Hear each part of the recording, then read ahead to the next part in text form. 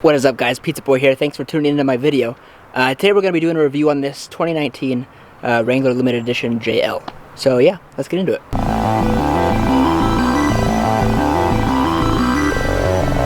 The owner of this one is very into off-roading. He actually drives it a lot and uses it all the time, which is awesome. I love it when people actually use the cars they buy. Like my Mini, for instance, I drive this thing hard as much as I can, respectfully, of course. But I do love to drive it as it's meant to be driven. I hate the idea of people buying cars or utility vehicles or sport vehicles and just letting them sit there and not using them, and they just kind of just collect dust, you know? Jeeps are meant to be off-roaded, and I like the idea that this guy does that. And yeah, let's go do a review and check this thing out. Alright guys, now we're here. We finally have 2019 Jeep JL Wrangler Unlimited ready to be reviewed. Look at that thing. Very customized. I believe the owner put about $15,000 in aftermarket options into it. The thing looks awesome. The owner is also originally from Utah, so as you see the decal on the side right there, it's the Moab Desert, or the Arches in Utah, which is pretty cool. It's very unique. It definitely stands out against all the other Jeeps that you would see driving around. So yeah, let's go take a look. Let's get this out of the way real quick. I am not a Jeep person. That's okay. I don't have to be. It does not mean I don't enjoy it. Does not mean I don't like the vehicle. You know, it is what it is. I just like smaller vehicles that I feel like I can actually control. This Jeep, however, looks pretty awesome, especially on the road. It's menacing, it's huge. I pull up to other vehicles and it just looks like, you know, you could run them over with no problem, which is awesome. It's a nice feeling to have sometimes, you know? Alright, so I have the list of modifications on here. Let's see, so all in all, it should be around $15,000 worth of modifications, which is pretty substantial. So, substantial? Yeah, substantial. We have 37-inch tires and wheels. Falcon Shocks Series 3 with a 3-inch lift. A Poison Spider front bumper and winch. Rock sliders, aftermarket rock sliders. I guess the owner went through one before. Here's a video of those ones. I guess he destroyed them on one of his first runs after he just got the Jeep. Reinforced tire holder in the back to hold the larger tire. The compressor is also aftermarket as well. Yeah, the base price of this Jeep right here was $41,000, and when the guy bought it, came out to be $57,000 plus the extra $15,000 in aftermarket options. So this thing is pretty heavily modified. It's pretty awesome, so let's go check it out. Okay, so I've only really driven this Jeep about 100 yards away from the owner's house. I'm just in this parking lot right here. So this is really gonna be one of my first impressions of actually driving this Jeep. And keep in mind, I drive a Mini Cooper, so yeah. Well, it's smooth at low speeds, that's good. Well, first things first, I cannot see the front wheels at all. Like, at all. And that's kind of scary because they tend to go out pretty far, at least from what I could see before. Oh, this thing is so high up off the road. It's gonna be really hard to compare this vehicle to anything else because I really haven't driven anything that's this high up, this big, that takes up this much space. I would prefer a smaller vehicle that I can control.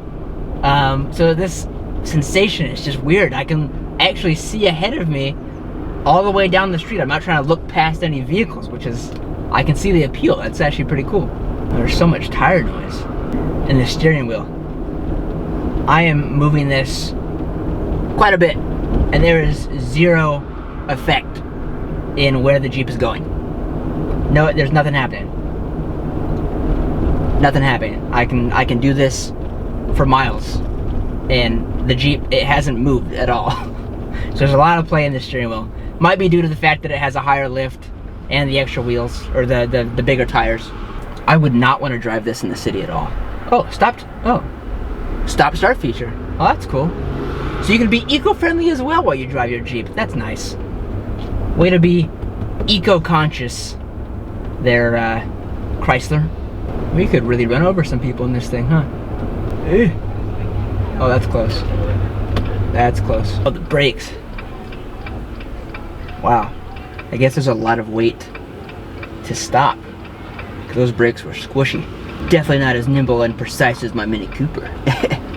I have been in the previous generation JL, or if it is a JL, I don't even know what the previous generation is called. Sorry, Jeep fans, that's my bad. But the previous version was definitely not as refined or as luxurious as this one. I mean, this thing has really nice leather. It's stitched, it has red stitching. which is nice. It's comfortable, actually. Oh, bicyclist. Oh, I don't want to hit you.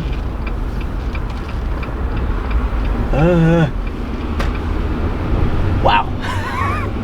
Oh, that's nerve-wracking. That's so scary. Wide turns. Oh, more cars.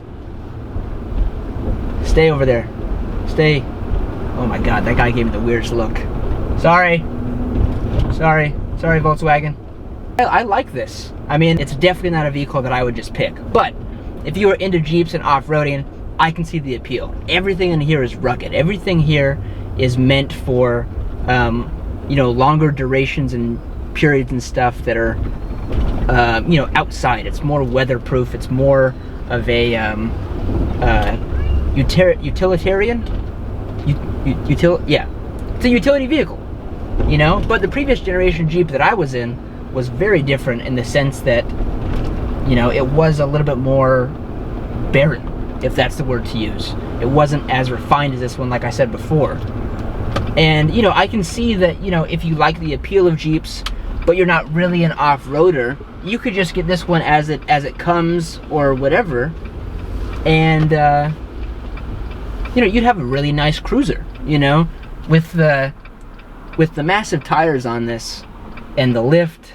It's a lot to take in. I just hate having to account for an extra like 3 or 4 inches of width from the actual fenders, because I can't see, kind of have to guesstimate, and I hate that, because when I drive my Mini, I can see exactly where the corner is, because each wheel for the Mini is literally at the edge of each corner, so you can kind of plan ahead on where you want to go. I feel like I'm just guessing the whole time I'm driving it. It adds a sense of mystery about what might happen next, but definitely not the kind of mystery I think I would enjoy on a daily basis. I guess there's like gear modes: 2H, 4H, neutral, 4 low, 4L, 4 low. But I guess there's not like a sport mode. I guess that wouldn't make sense. I will say one thing. I like the boxiness of it. I do. I like straight lines. But this is angular, and it's more aggressive. Like the front hood has these vents on the top that you can see from here. Makes it seem a lot more aggressive, like it's ready to attack something, which is nice, because I feel like the previous generation Jeep was a bit too bland. This one has a little bit more oomph to it, you know? It looks manlier, it looks beefier. Now, one thing I think is awesome, the owner actually drives this off-road. He did not buy it to sit in his garage. He didn't buy street tires. He didn't buy street rims, or whatever you want to call them. You know, he bought off-roading material because he takes it off-road. The paint is scratched. It's dirty right now, kind of. The interior is clean, but the outside is dirty. You know, so there's a sense of like actual usability, which I think is awesome. Everything that's been added to it has an advantage. There's an actual reason for it being there. Like the rocker panels. The rocker panels he had on before this were absolutely destroyed the first time he took them up to the Rubicon. And he takes this on the Rubicon all the time. Same with his previous Jeep. He'll take it all the way up there. There's some footage of this, or some photos of it up there as well. Let's see, acceleration.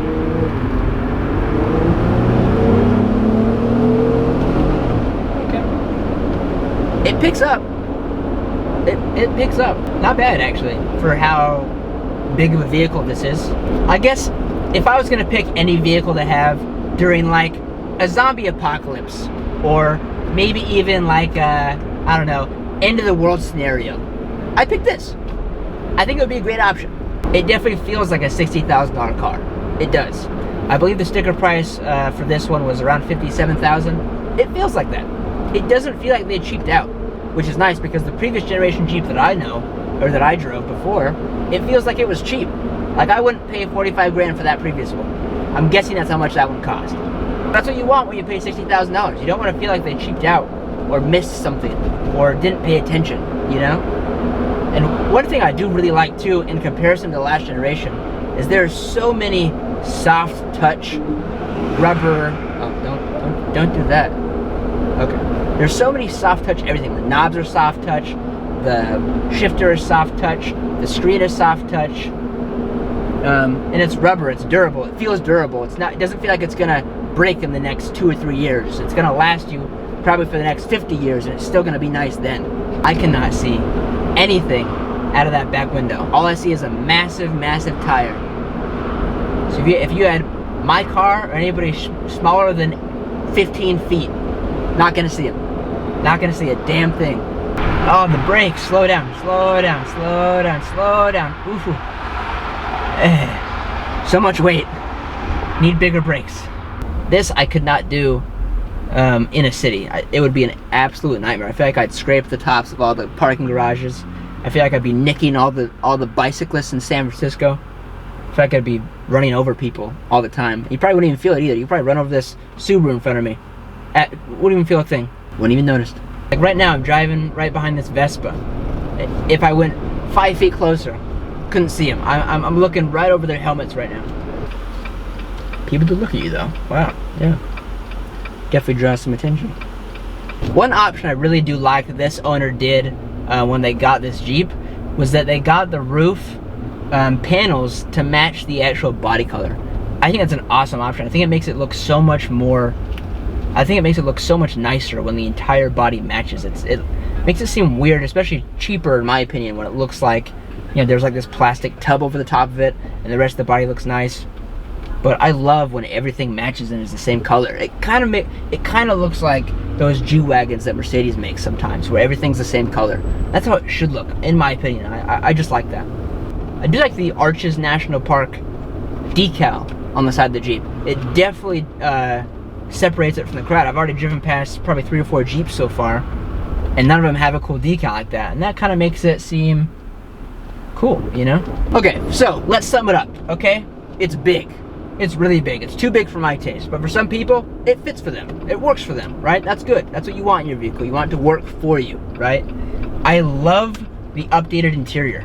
I love the idea that you can still take it off-road. You can clean it all out. You don't need to worry about ruining it, you know, because it's actually built to be used outdoors. It looks like everything in here would be waterproof, definitely dust-proof.